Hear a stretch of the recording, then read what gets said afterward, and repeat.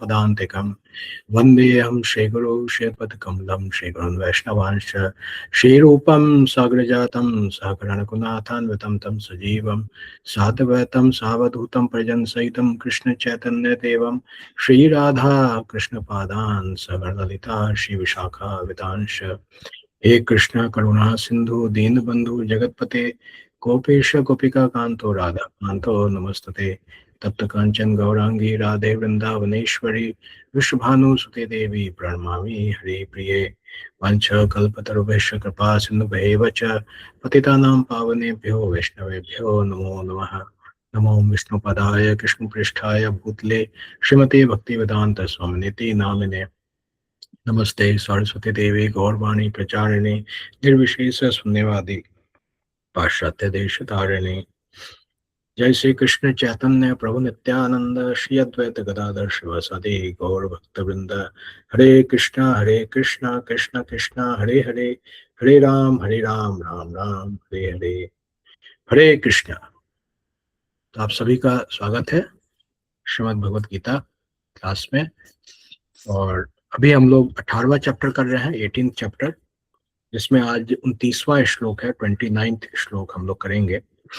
तो जैसा आप सभी ने 17 चैप्टर में पढ़ा कंप्लीट भगवत गीता, और 18वां चैप्टर जो है ये भगवत गीता का एक फिर से रिवाइज्ड समरी है।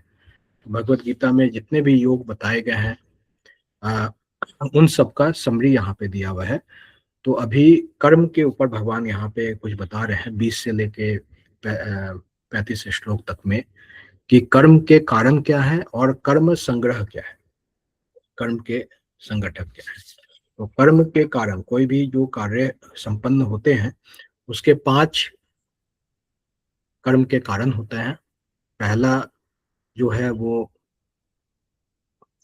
कर्म का स्थान, यानी कि ये शरीर जो है हमारा है, ये होता है। दूसरा कर्ता है, तीसरा विभिन्न इंद्रियां हैं हमारी, चौथी हमारी चेष्टाएं हैं, विभिन्न चेष्टाएं, और 5वां परमात्मा है ना। परमात्मा जब तक सैंक्शन नहीं करेंगे कर्म संपन्न नहीं होगा।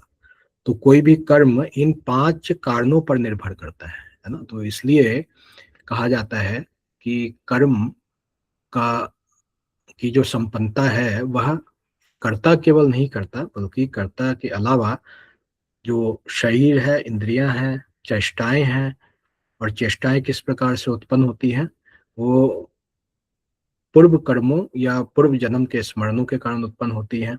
और परमात्मा अल्टीमेट सैंक्शन ऑथोरिटी है परमात्मा। तो इन 5 कारणों से कोई भी कर्म संपन्न होते हैं। तो इसके बारे में आपने देखा, ये 14वें श्लोक में है। और उसके बाद कर्म के संग्रहक है, जिसको कर्म संग्रह बोला जाता है। ये प्रेरणा प्रेरणा देने वाले 3 संग्रहक हैं और 3 कर्म के संघटक हैं। तो प्रेरणा, जिसके माध्यम से प्रेरणा किसी को, क्योंकि कोई भी कार्य तभी संपन्न होता है जब वह सटल लेवल पे, सूक्ष्म स्तर पर प्रेरणा के माध्यम से संपन्न किया जाता है। तो वह जो है 3 प्रेरणा है, ज्ञान, ज्ञेय और ज्ञाता। और इसके अलावा 3 जो संघटक है वो है इंद्रियां यानी कर्म, कर्म जो एक्चुअल कर्म है, और कर्ता यानी कि जो काम करने वाला है, जो कर्म करता है। तो ये 3 जो कैटेगरी है, ये 6 को अगर हम मिला देते हैं तब जाकर एक कर्म संग्रहक बनता है। तो ये कंप्लीट एक कर्म संपन्न होने के लिए, जब अगर हम इसको सांख्य योग के माध्यम से अगर देखते हैं, यानी एनालिटिकल रीजनिंग, एनालिटिकल थिंकिंग कर्म के ऊपर करते हैं, तो शास्त्रों में कर्म का विघटन इस प्रकार से किया गया है। कोई भी कर्म जब संपन्न होते हैं तो सटल लेवल पे पर पहले वह उत्पन्न होते हैं, सूक्ष्म रूप से वास्तविक बनता है। तो वह जब सूक्ष्म रूप से जब कार्यान्वित होता है तब ग्रॉस लेवल पर, यानी भौतिक रूप से उसको संपन्न किया जाता है। और ये जो भी कर्म किए जाते हैं 3 गुणों के अनुसार किए जाते हैं, या तो सतोगुण में किए जाते हैं, या रजोगुण में, या तमोगुण में। तो अभी हम लोग आज जो श्लोक पढ़ेंगे 29वां श्लोक, ये इस प्रकार से है। इसको मैं शेयर करता हूं।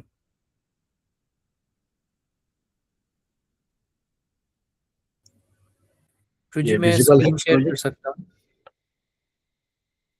ये विजिबल है? अभी स्क्रीन शेयर नहीं हो रहा ब्रो, अभी हो रहा है। यस। तो 18वां जो चैप्टर है इसमें 29वां श्लोक इस प्रकार से है। बुद्धेरभेदं धृतश्चैव गुणतस्त्रिविधं सुरनु प्रोच्यमानम् अशेषेण पृथक्त्वेन धनंजय। इसका अर्थ इस प्रकार से है, जिस ज्ञान से मनुष्य विभिन्न शरीरों में भिन्न भिन्न प्रकार का जीव देखता है उसे तुम राजसी मानो। ये 29th श्लोक में, सॉरी, ये 29th श्लोक है ये।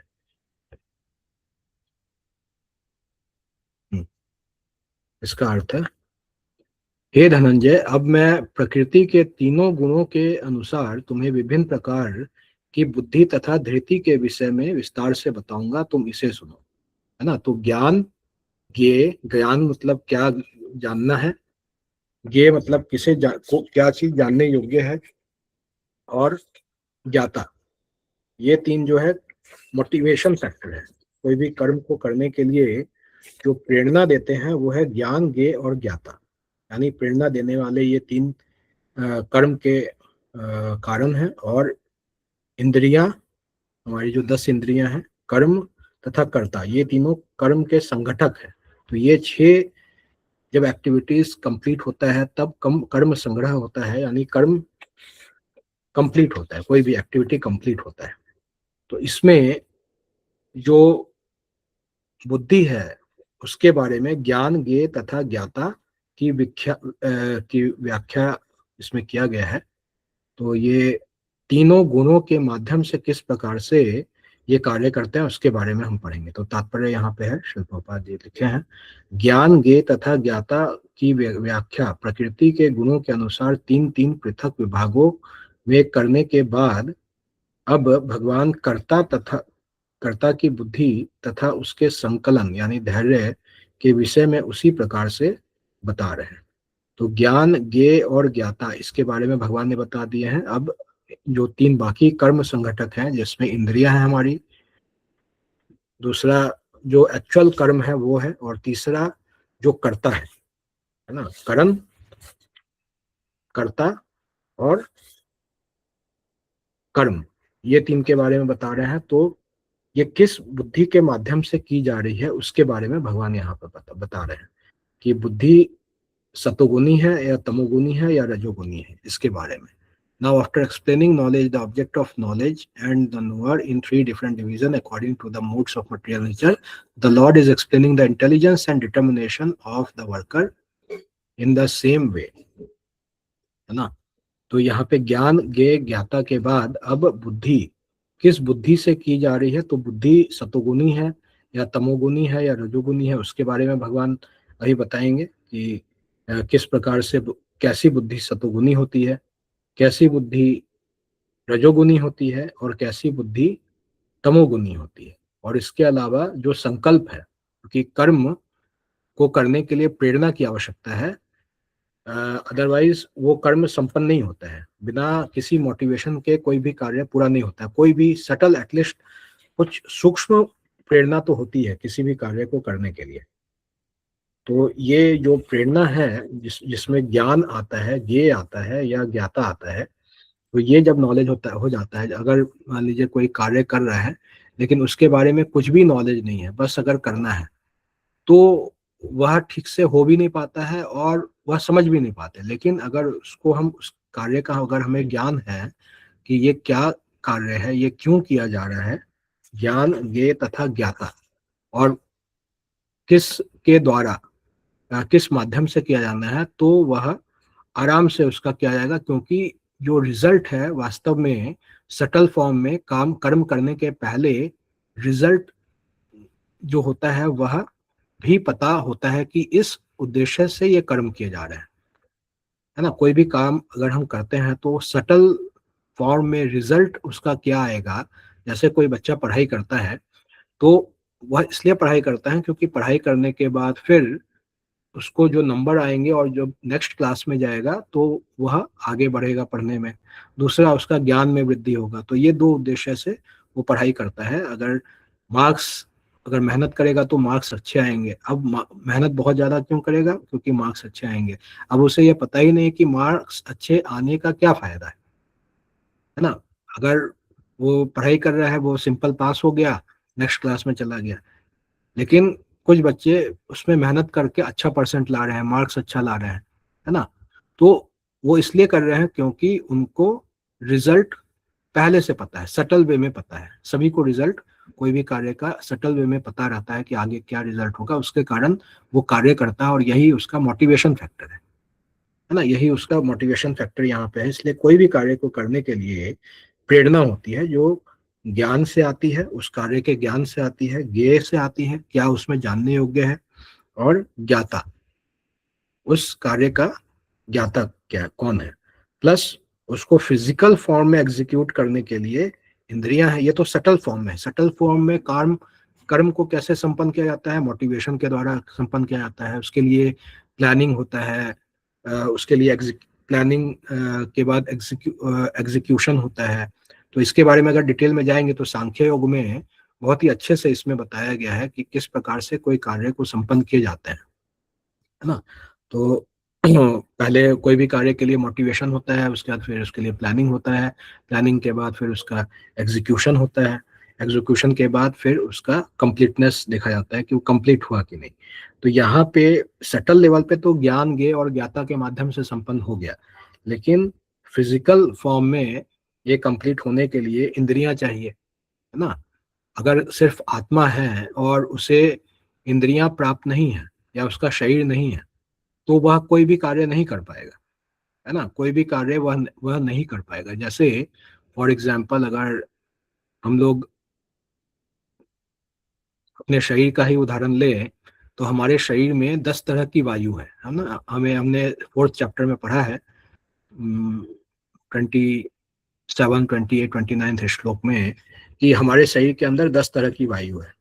अब हम लोग 10 तरह की वायु के 10 कार्य हैं, जैसे प्राण है, अपान है, व्यान है, समान है, उदान है। उसके अलावा ये मुख्य वायु है, और उपवायु फिर 5 तरह की और होती हैं। तो ये सभी का कार्य शरीर में अलग अलग होता है। शरीर में जब यह वायु प्रवाहित होती है तो अलग अलग कार्य करती है। कोई हमारे हाथ पैर को मोड़ने के काम आता है, जैसे हाथ हम अगर फोल्ड करते हैं, या आंख में पलक अगर झपकते हैं तो उसके लिए एक अलग तरह की वायु होती है। सांस जब लेते हैं तो जिसको ऑक्सीजन बोलते हैं, तो वो एक अलग वायु होती है। जब सांस को छोड़ते हैं जो कार्बन डाइऑक्साइड होता है, वो एक अलग तरह की वायु होती है। तो इस प्रकार से हमारे शरीर में 10 तरह की वायु होती है। टोटल 49 तरह की वायु होती है, 49 तरह की पूरे ब्रह्मांड में वायु होती है, जिसमें कई सारी वायु जो है प्लैनेट को भी फ्लोट करती है, कई सारे स्टार्स प्लैनेट को फ्लोट करती है। और हमारे शरीर में 10 तरह की वायु होती है। लेकिन जब हम सांस लेते हैं तो सिर्फ हम जानते हैं कि हम वायु ले रहे हैं, लेकिन इतने अच्छे तरीके से इसको एग्जीक्यूट किया जाता है पूरे शरीर में कि वो वायु विभक्त होकर के इन सभी वायु में बढ़ जाती है। प्राण वायु ही अपान, व्यान, समान, उदान में बढ़ जाती है। नाग, शंखचूड़ और अन्य कई सारे और वायु में विभक्त हो जाती है और पूरे बॉडी में फंक्शन करने लगती है। तो हम जब ऑक्सीजन ले रहे हैं तो हमें ये नहीं पता कि अंदर किस प्रकार से कार्य हो रहा है। डाइजेशन भी उसी वायु के कारण होता है, बॉडी का मूवमेंट भी उसी वायु के कारण होता है। इवन बॉडी जब डेथ हो जाता है तो उसके बाद जो फाइनल बॉडी का डिकेइंग होता है, उसके लिए भी एक वायु होती है।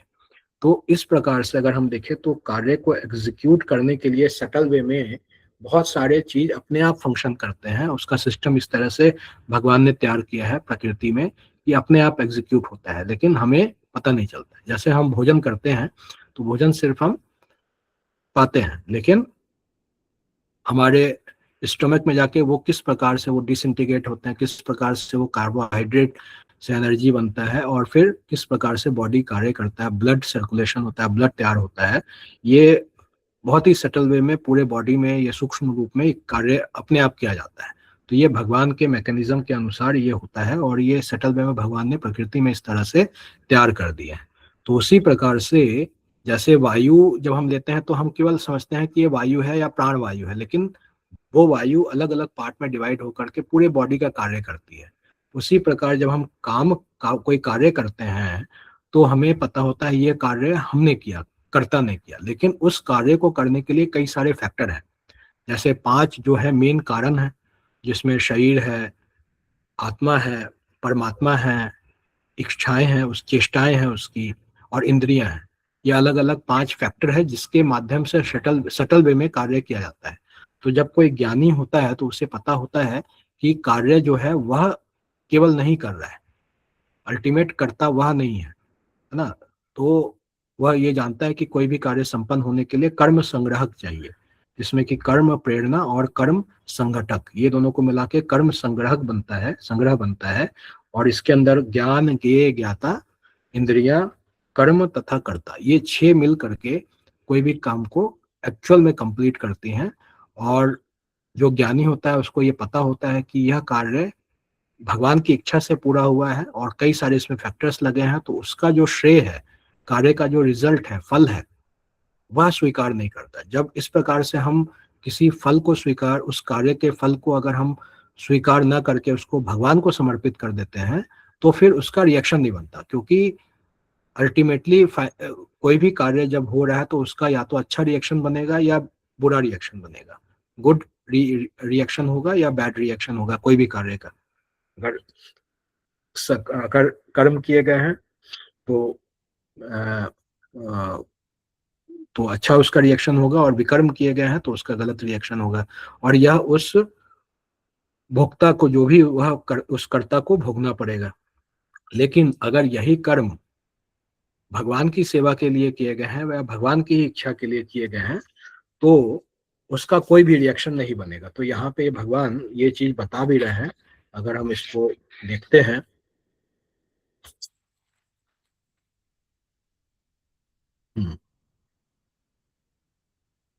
एक 17वें श्लोक में, कि जो मिथ्या अहंकार से प्रेरित नहीं है, जिसकी बुद्धि बंधी नहीं है ना। मिथ्या अहंकार मतलब हम ये शरीर है, मिथ्या अहंकार नहीं मतलब हम यह शरीर नहीं है, हम यह आत्मा है।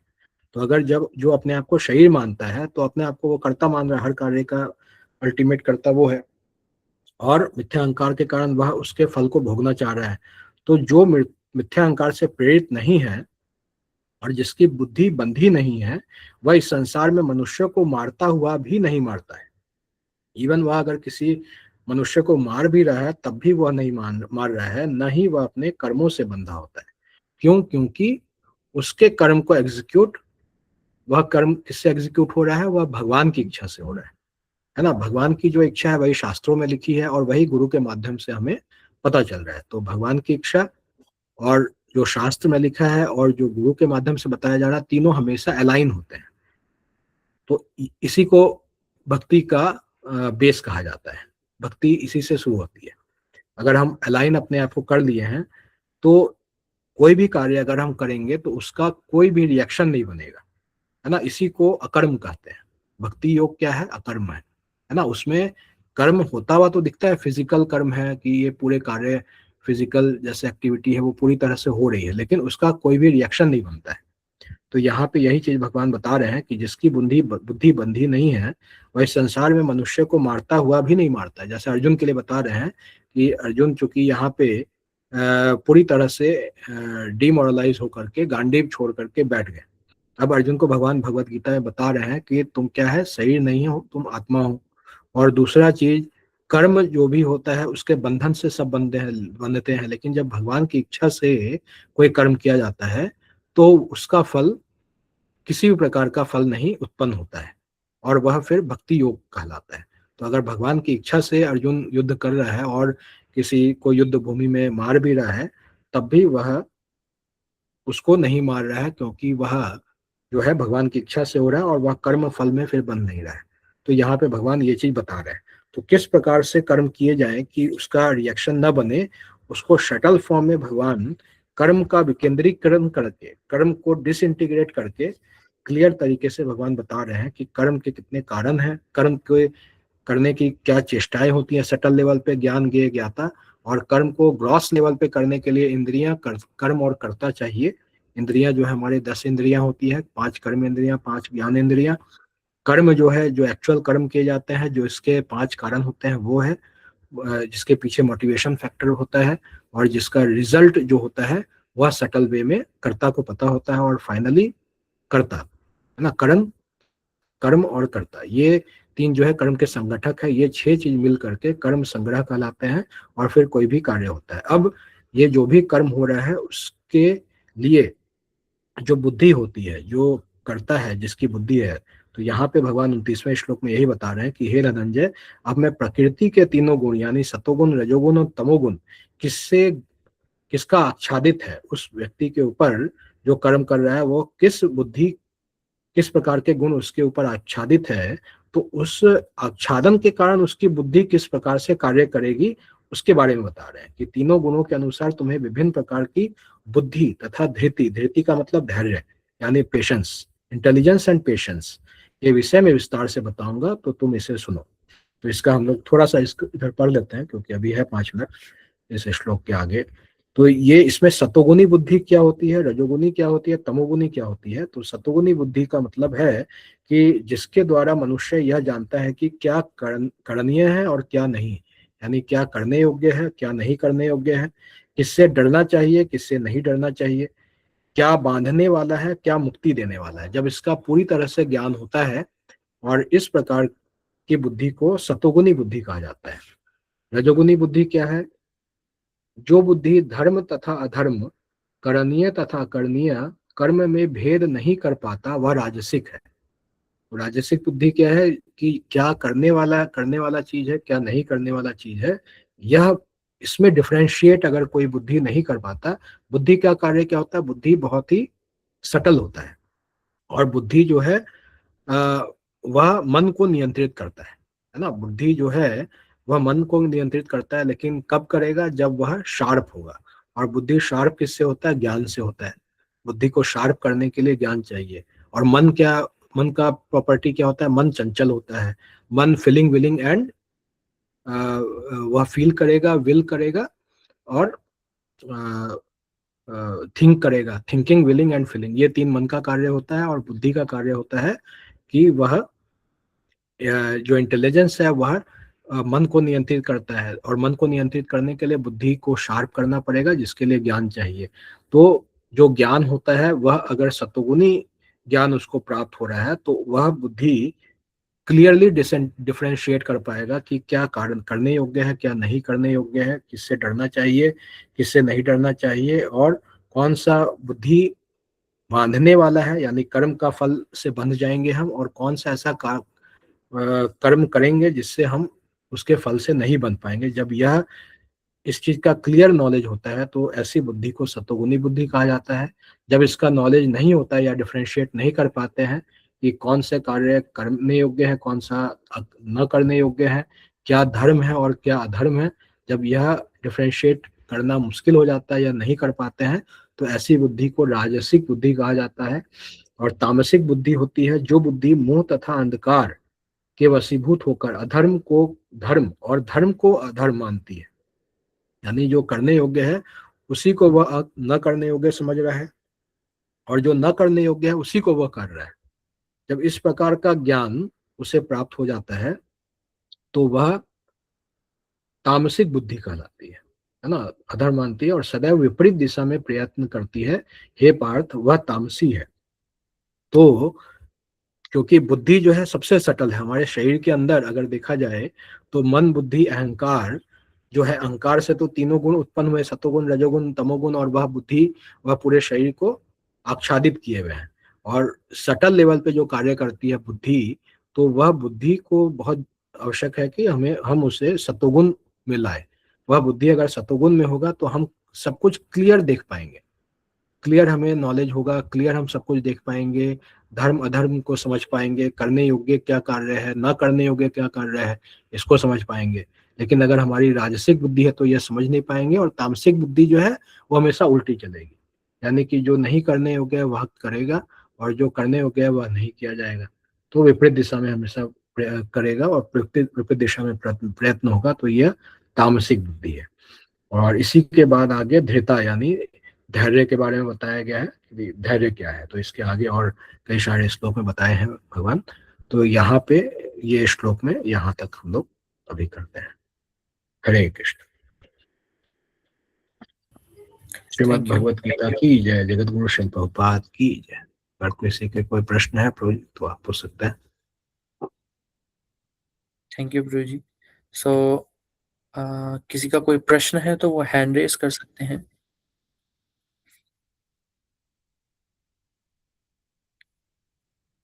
किसी का भी कोई प्रश्न है? ओके, अंजू शर्मा। हरे कृष्णा माता जी, आप पूछ सकते हैं।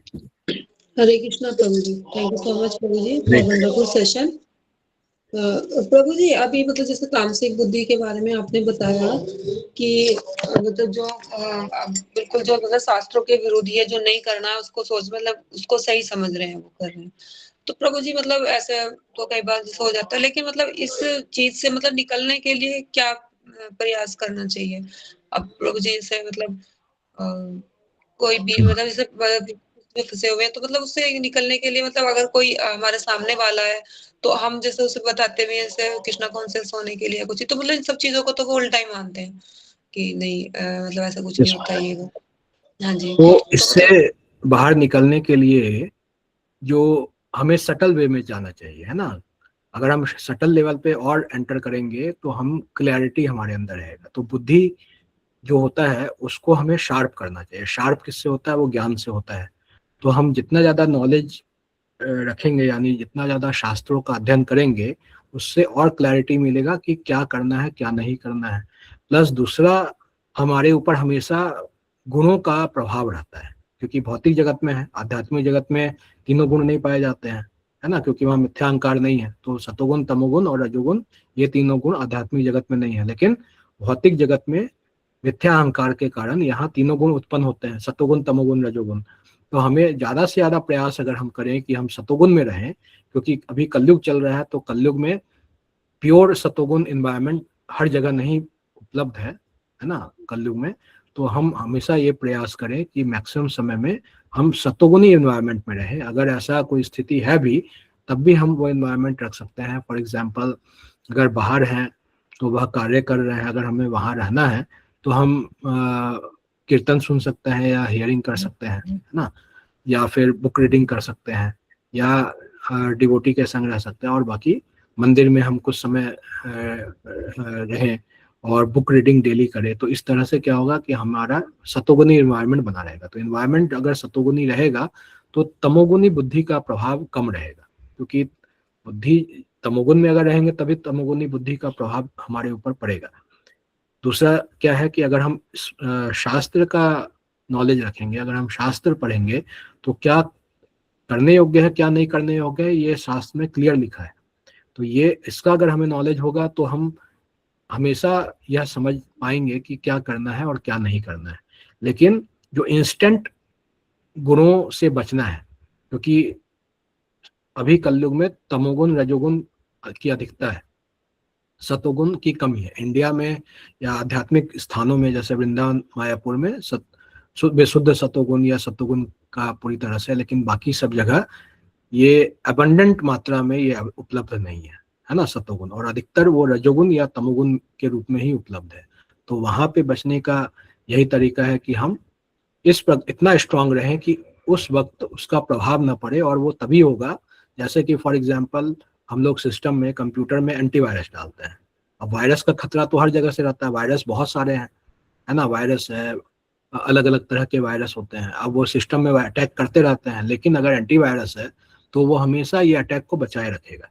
तो उसी तरह से अगर हम मॉर्निंग साधना करते हैं, बुक रीडिंग करते हैं, तो दिन भर का जो हम इन्वायरमेंट में रहेंगे, राजसिक या तामसिक इन्वायरमेंट में, जिस भी इन्वायरमेंट में अगर हम रहेंगे, तो वो उस एंटीवायरस का काम करेगा। सुबह का साधना, चैंटिंग, हियरिंग एंड रीडिंग, तो दिन भर उससे हम लोग बच सकते हैं। और थोड़ा भी प्रभाव जैसे पड़ रहा है तो शाम में फिर से उसी एक्सरसाइज को हम रिपीट कर सकते हैं। शाम में जैसे अभी आप सभी जुड़े हैं भगवत गीता के क्लास में, तो ये श्लोक पढ़ने के बाद और डिस्कशन करने के बाद फिर उस तरह का अगर थोड़ा भी प्रभाव होगा या जो सिक्वेंशियल प्रभाव पड़ रहा होगा, तो वो ऑटोमेटिकली फिर से रीसेट हो जाएगा। जैसे एंटीवायरस होता है, उसको अपडेट करते रहना पड़ता है। तो उसी तरह से ये जरूरी है कि ये हम भक्तों के संग में रहें, हियरिंग, रीडिंग, चैंटिंग करें, तो इससे हम एंटीवायरस का एक ये शील्ड का काम करेगा, और जो रजोगुण और तमोगुण का है प्रभाव वो संसार में रुक तो नहीं सकता, वो बढ़ ही रहा है। आप देख रहे हैं कि ये इस प्रकार के गुण बढ़ते ही जा रहे हैं, है ना, इस प्रकार का एनवायरनमेंट बढ़ता ही जा रहा है, तो उससे हमारी रक्षा हो पाएगी, है ना। तो ये रखे, और प्लस क्या एक्चुअल में है, क्या सही है क्या गलत है, इसका हमें शास्त्रों से नॉलेज मिलता है, गुरु से नॉलेज मिलता है, और दोनों एक ही चीज बताते हैं। तो शास्त्र से हम लोग ये रीडिंग करें, और लेक्चर में हम ये सुन सकते हैं जब श्रीमद् भागवतम क्लास होता है मॉर्निंग का, आजकल ऑनलाइन अवेलेबल है पूरा, और इवनिंग में भगवत गीता क्लास होता है। तो इसको अगर हम कांटेक्ट में रहें तो ये पूरी तरह से, इससे हमें इस प्रकार की बुद्धि से रक्षा करेगा, तमोगुनी इन्वायरमेंट से। तो ये आई थिंक इस तरह से हम लोग कर सकते हैं। हरे कृष्ण माता। ठीक है, हरे कृष्णा बोल, थैंक यू सो मच प्रभु जी। हरे कृष्ण। हरे राधे कृष्ण। कृष्ण। ओके, सो ठीक है प्रभु, तो और किसी का कोई प्रश्न नहीं है, सो हम सभी लोग प्रभु जी का धन्यवाद करेंगे by loudly chanting Hare Krishna Hare Hare Krishna Krishna Hare Krishna Hare Ram Hare Ram Ram Ram Ram Ram mantras Shrimad thank you Bhagavad so Gita much जी। की जय, जगत गुरु श्री जय कृष्ण की जय, जय समेत थैंक यू भक्तजन की जय। फॉर गिविंग अस दिस जय स्पीच। हरे कृष्ण। पतितानां पावनेभ्यो वैष्णवेभ्यो नमो नमः। वंश करुणा। हरे कृष्ण। हरे कृष्ण प्रभु जी धन्यवाद। सो आप सभी लोगों का भी बहुत बहुत धन्यवाद आज के सेशन में आने के लिए। सो जैसे कि प्रभु जी ने बताया कि हम लोग रिपीटेडली शास्त्रों का अध्ययन करें और भक्तों का संग करें, तो उससे हमें इंटेलिजेंस प्राप्त होगी। तो आप सभी लोग प्लीज कृपया करके ऐसी क्लासेस में रेगुलर आए। हरे कृष्णा।